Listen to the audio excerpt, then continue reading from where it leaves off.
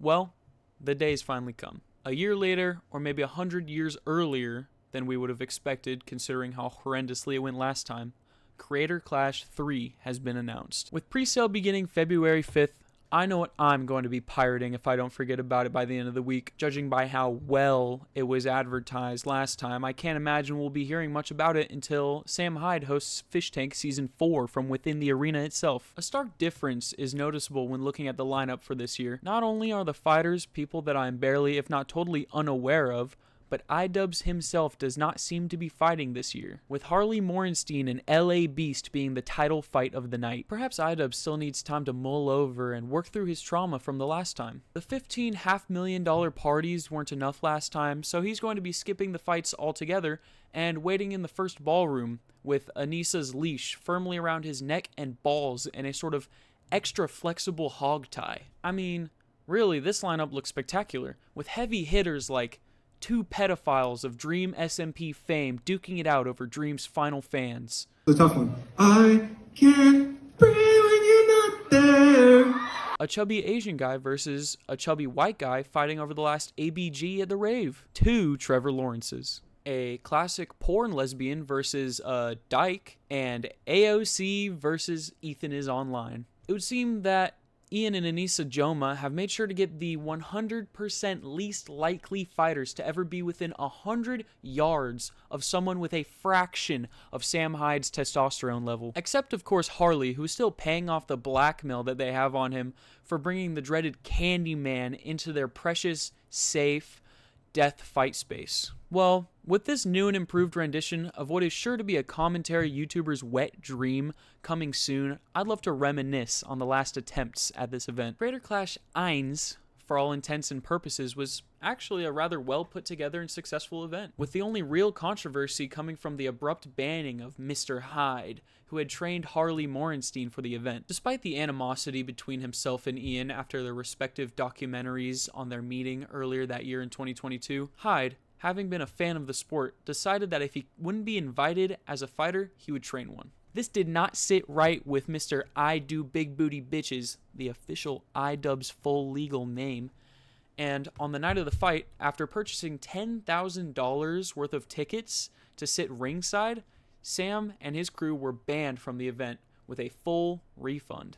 Now, as perceivably bad as it is to take away from charity, we can't ignore the obvious risk that Sam truly is to an event of this magnitude. All said and done, that was the one and only true controversy that came from the first event, unless you count how woefully unprepared most of the fighters were, like Justa Minx, for a televised fight. Nice two jabs there from Minx, the right hand behind it, now she's walking down Haley, yes. Hooks, left hook, right hook, Oh, it's big, big right is hand. pushing his big. She's wobbled left hand, Oh, Haley tries to turn, it's over, it's he over, stopped it. wow, He stopped that's it. a Minx with the victory. With the night successfully raising around $1 million for charity, a true success for everyone involved. Then comes the true dark age for this event.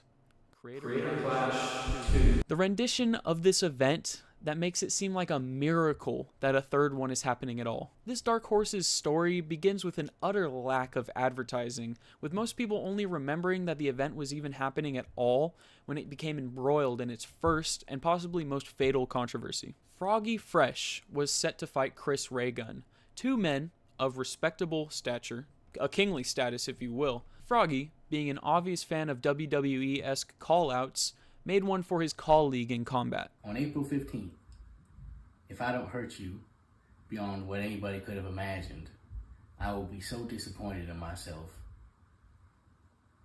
that I will subscribe to Anissa's OnlyFans. Now, this sort of blasphemy could never be accepted by the Jomas, especially not Anissa's own mother and Twitch mod for her cleavage streams.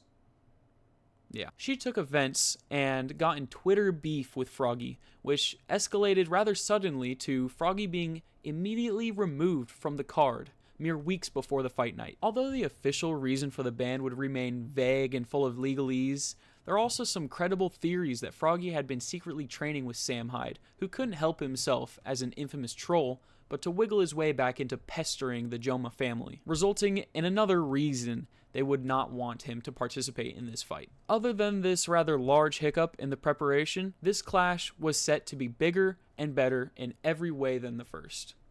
However, as we would find out later, the only thing that did not grow exponentially from the first clash was the profits. Rather than raising $1 million for charity like last time, this creator clash would lose over $250,000, leaving iDubbbz with no choice but to prostrate himself on livestream for 24 hours until he made up the difference and was able to donate a little bit of money to charity. This led to people wondering why the event had lost so much money. Well, like I said, the advertising was abysmal. Everyone had nearly forgotten that the fights were even happening until 3 weeks before with Froggy's departure. But that wasn't the only thing holding the event back.